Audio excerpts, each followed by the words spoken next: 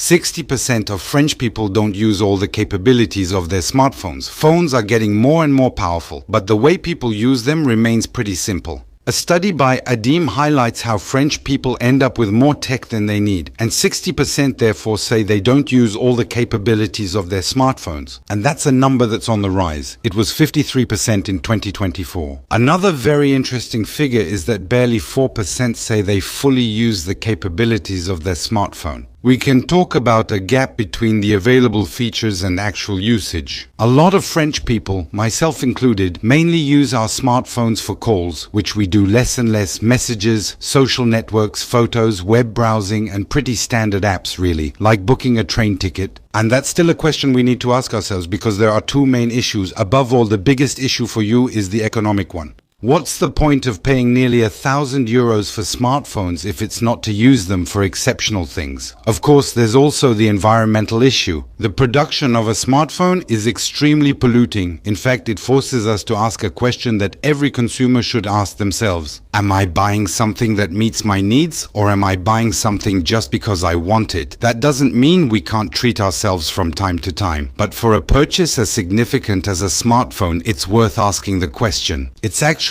a question I asked myself as a tech channel about 2 years ago in a video. If you missed it, go watch it. When I said you were overpaying for your smartphone and it was our fault,